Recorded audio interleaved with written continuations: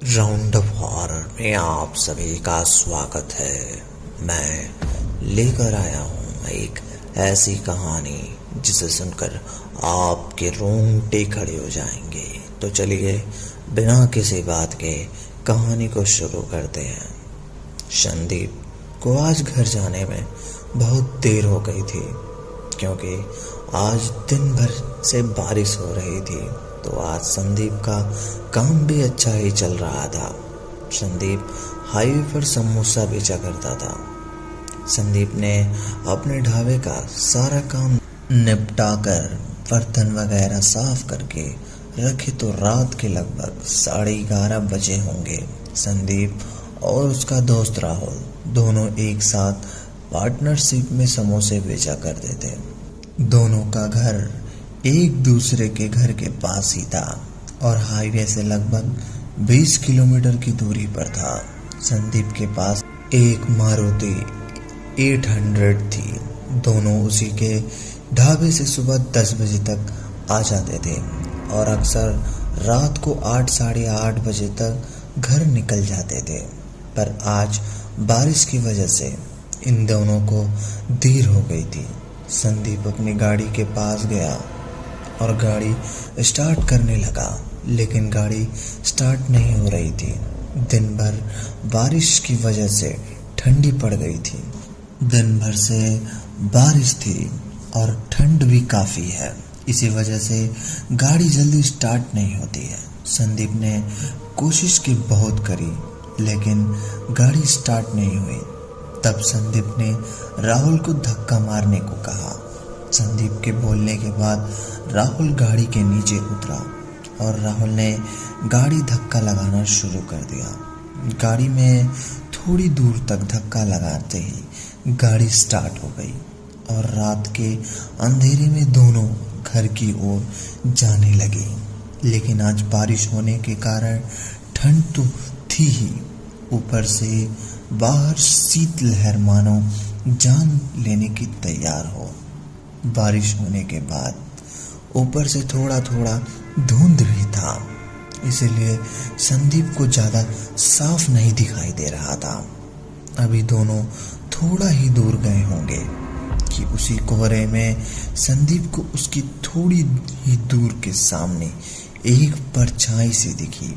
धुंध के कारण ज़्यादा पता तो नहीं चल पा रहा था। ऐसा लग रहा था कि कोई रोड पर खड़ा है, लेकिन वो थोड़ा और आगे बढ़े तो हेडलाइट के उजाले में संदीप को एक लड़की सड़क के बीचों बीच खड़ी दिखाई दी। गाड़ी तो बहुत ही स्पीड में थे, इसीलिए एकदम से रोका नहीं जा सकता था। इसीलिए संदीप ने खिड़की से सर बाहर निकालकर चिल्लाते हुए कहा, मरना है क्या तेरे को? और मरने के लिए हमारी ही गाड़ी मिली तुझे? इतना बोलकर संदीप ने एकदम से ब्रेक मारी, लेकिन संदीप ने देखा कि गाड़ी उस लड़की से टकरा गई थी और उस लड़की को चूसती हुई कार आगे बढ़ के निकल गई थी और उसके बाद गाड़ी ने झटका बड़ी तेजी से लगा। इस वजह से राहुल की आंख खुल गई। राहुल बगल में बैठे बैठे सो गया था। राहुल कुछ बोल पाता उससे पहले उसने संदीप को देखा कि चेहरा इतनी ठंड में पसीने से तबरतूर हो रखा था और वो डरा हुआ बार बार पीछे की तरफ देख रहा था। उसको डरे देख राहुल संदीप से कहा, संदीप क्या हो गया है भाई, तेरा इतना चेहरा घबराया हुआ क्यों है? राहुल की बात सुनकर संदीप घबराते हुए कहा, यार वो लड़की गाड़ी के नीचे आ गई। संदीप ने सारी बात सुनी और कहा, गाड़ी के नीचे उतरकर चल देखते हैं। इतना बोलकर गाड़ी से दोनों उतरकर बाहर सड़क पर इधर उधर उस लड़की को देखने लगे, लेकिन सड़क पर कोई भी नहीं था। पूरी सड़क सुनसान थी। वहाँ आसपास पूरे में देखने के बाद राहुल ने संदीप से कहा, यार तूने आज काम के बाद शराब ज़्यादा पी ली है, इसीलिए तुझे कोई वहम हुआ होगा। ऐसा कुछ नहीं है, वहम हुआ होगा। वहम हुआ होगा, यहाँ ऐसा कुछ भी नहीं है। संदीप ने फिर राहुल को समझाते हुए कहा, नहीं यार, यही थी वो लड़की। राहुल ने संदीप को पकड़ा और कहा, चल गाड़ी में बैठ भाई, अब गाड़ी तेरा भाई चलाएगा। उसके बाद स्टीयरिंग पर राहुल बैठ गया, पर संदीप अभी भी गहरे सदमे में था।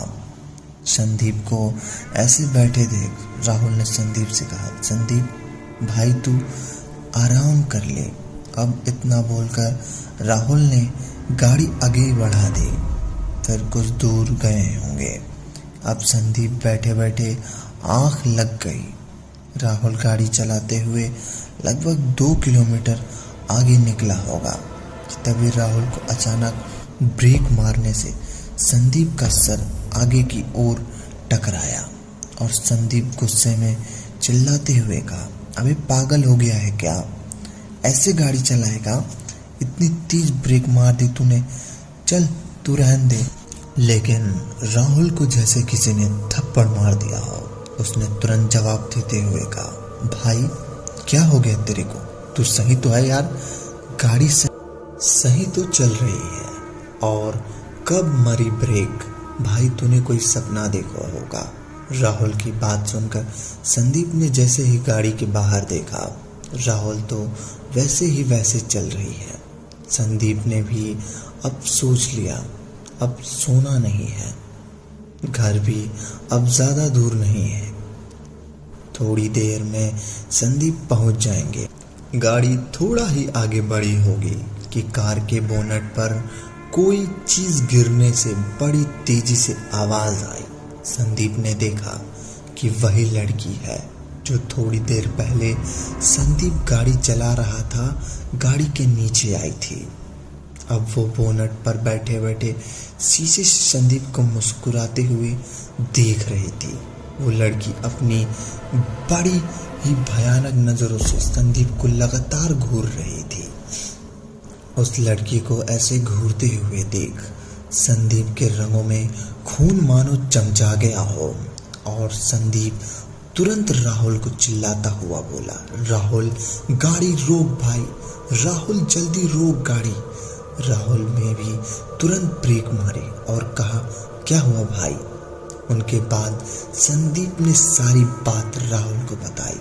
संदीप की बात सुन के राहुल ने कहा, एक काम करते हैं भाई, चल पहले कहीं कुछ खा लेते हैं तब घर जाएंगे, क्योंकि अगर खाली पेट टंकी कुछ फूल कर लेंगे तो बेटा फिर क्या होगा। और फिर संदीप ने कहा, नहीं यार, खाना घर जाकर ही खाना पड़ेगा, क्योंकि घर वाले गुस्सा करते हैं। पर राहुल के बार बार कहने पर संदीप भी तैयार हो गया और वो दोनों सामने ही एक ढाबा था जो रात में भी शायद खुला रहता है। राहुल ने वहीं गाड़ी लगाई और दोनों चले गए खाना खाने। वहां जाकर राहुल ने खाना परोसने वाले को पूछा, भाई इस हाईवे में कुछ गड़बड़ है क्या? ढाबे वाले ने राहुल की बात का जवाब देते हुए कहा, नहीं, क्यों? राहुल ने अपनी बात जारी रखते हुए कहा, वैसे तो हम हर रोज यहाँ से आते जाते हैं, हमारी भी दुकान थोड़ी दूर आगे ही है, हमारा भी ढाबा है, लेकिन हम 8 साढ़े 8 बजे तक रोज रात को ही ढाबे से निकल जाते हैं। आज थोड़ा काम ज़्यादा था इसलिए टाइम लग गया। हमने सोचा कुछ खा लेते हैं, इसी बहाने आपसे पता कर लेंगे कि रात में यहाँ कोई दिक्कत होती है क्या। ढाबे वाले ने फिर कहा, भैया आप आगे यहीं कहीं, आपको पता होगा कि आपका काम जब यहीं रोज आना जाना है।